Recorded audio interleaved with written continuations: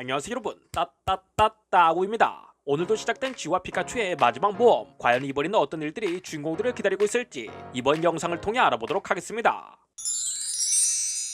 평소처럼 정처 없이 여행하다 해변에서 고래왕자들을 구경하는 지우와 친구들. 고래왕자는 신체에 물을 잔뜩 담아두면 탱탱물처럼 통통 튕기는 성질을 가지고 있어 피카츄도 녀석들의 머리 위로 올라가 재미나게 놀고 있으려니 저 멀리서 라프라스 한 마리가 허겁지겁 다가오고 있었습니다. 그런데 요놈 어디서 많이 본 듯한 놈인데요. 요요요요요요요요 잘생긴 얼굴을 좀 보니 오마에 오렌지 소도로. 그렇습니다. 근본 멤버 중 하나였던 지우의 라프라스였습니다.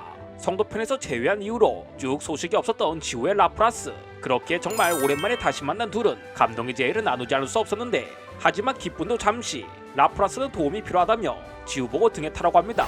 그리하여 지우와 친구들은 오랜만에 라프라스를 타고 어느 바위섬에 도착. 그곳에서 지면 틈새에 끼어버려 옴짝달싹 못하는 고래왕자 한 마리를 발견합니다.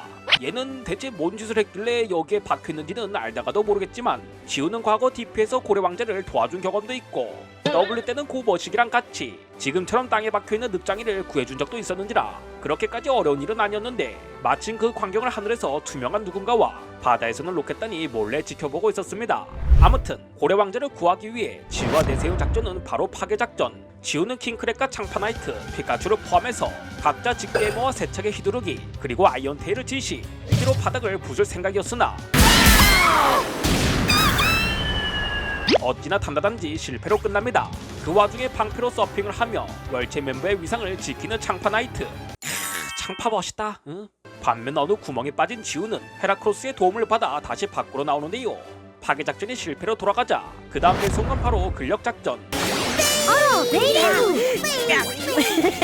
지우는 포켓몬을 꺼내 서포트를 받으며 이슬이와 함께 낚싯대로 고래왕자를 빼내기로 합니다. 거기에 웅의 늪장이까지 가세하니 타이밍에 맞춰 힘을 넣기로 한 지우와 이슬이는 뽕 소리와 함께 고래왕자를 빼내는데 성공. 이걸로 모든 사건이 다 끝나나 했더니 고래왕자는 너무나 기쁜 나머지 통통통 하고 튕기다가 성의 중앙에 빠져버리고 불안하게 짝이 없는 빛을 발하기 시작하는 야야야야야야야야야, 야 빨리 B버튼 눌러. B버튼, 야 B버튼 누르라고. B버튼. 고래왕으로 진화합니다. 솔직히 이쯤 되면 이제부터는 네 잘못이니 네가 알아서 하라고 내두고 싶거늘 사람 마음이 또 그럴 수 없어 지우는 마지막까지 책임을 다하기로 합니다. 마침 자신들을 몰래 감시하는 로켓단의 시선을 자기 혼자 눈치챈 피카츄는 사악한 표정을 짓기 시작하는데요. 상대가 습격하기 전에 먼저 선수를 친 피카츄. 로켓단이 네 잡히고 싶냐고 위협하니 세계 최강의 에이스는 뒤지고 싶지 않으면 얌전히 내 말을 들으라고 협박하는데요. 이것이 바로 너와 나의 힘의 차이라며 단숨에 로켓단을 굴복시킨 최강의 에이스. 사실 요는 피부색은 노란색이 아니라 검은색이 아닐까 의심이 들 만큼 피카르기급의 인성을 보여준 노랑지 형님은 천사 같은 미소로 로켓단을 노예처럼 부려먹어도 좋다며 무시무시한 소리를 지우한테 하는데요. 俺たちよりよっぽど悪だぞ。 죽고 싶나 씨. 다만 로켓단만으로는 전력이 부족하다고 판단한 지우는 DP 에이스 같지만 전혀 에이스가 아닌 토대무기를 꺼내 새로운 작전을 모두에게 설명하는데, 지우가 포켓몬 두 마리를 대동해 동굴 속으로 들어가 고래왕의 배를 간지럽히고, 웅이는 토대무기 하드플랜트로 녀석을 묶고, 이슬이는 포켓몬들을 지시해 뿌리를 당기고, 로켓단이 웅이를 서포트하는 곳으로 구출 작전을 실행하는 주인공들. 그렇게 모두가 힘을 합쳐 고래왕을 꺼내기 시작하는데, 위에서 당기고 밑에서 간지럽히니 효과가 있었나 몸을 비틀던 고래왕은 헤비본보를 자력으로 배워 탈출하는데 성공. 피카츄는 로켓단의 간만 쏙 빼먹고 녀석들을 물고기 밥으로 만들어버립니다. 야, 피카츄 인성 봐라 진짜. 이로써 모든 사건이 해결된 줄 알았으나 문제는 고래왕이 나오는 과정에서 지우가 갇혀버리고 말았습니다. 거기다 밀물까지 들어와 상황은 점점 위급해졌는데 베리프를 볼에 넣은 지우는 어떻게 빠져나갈 것인지 막막하기만 했습니다. 그런 주인을 구하기 위해 고래왕한테서 도움을 구한 라프라스는 동굴 속을 향해 냉동빔을 발사, 지우가 있는 곳까지 얼음 발판을 만들어주는데요. 여기서 고래왕의 웨더블이 얼음 속을 지나가며 터널을 만들고 그 속으로 들어가 봅슬레이를 탄 라프라스는 어찌어찌 지우가 있는 곳에 도착. 믿고 다시 라프라스의 등을 타고 왔던 길로 돌아와 그대로 동굴 밖을 빠져나옵니다. 라프라스도 라프라스지만 고래왕도 도움을 주었기에 지우가 고맙다고 말하니 녀석은 분수를 하늘 높게 쏘아 기쁨을 표합니다. 그렇게 모든 사건이 끝나고 해가 저물자 이제는 모두 헤어져야 할 시간. 이렇게 헤어지면 또 20년 후에 다시 만날지 아니면 영영 헤어질 것인지는 제작진들의 마음에 달렸는데, 어찌되었든 지우는 라프라스와 마지막 작별을 나누고 있자 저 멀리서 라프라스 무리들이 다가오고 있었습니다. 대장으로서 무리를 이끌다가 곤란한 처지에 놓인 고래 왕자를 못 본 척 할 수 없어 도움을 구하러 당했다는 라프라스. 그 주인의 그 포켓몬이라고 그 선한 마음은 지우를 닮았는데요. 양아치들한테 괴롭힘 당하는 걸 구해준 계기로 지우와 관계를 쌓았던 라프라스. 오렌지 제도에서 많은 사람과 포켓몬들을 만나며 지우와 함께 성장했던 그 아이는 그토록 만나고 싶었던 어미 곁으로 돌아갔습니다.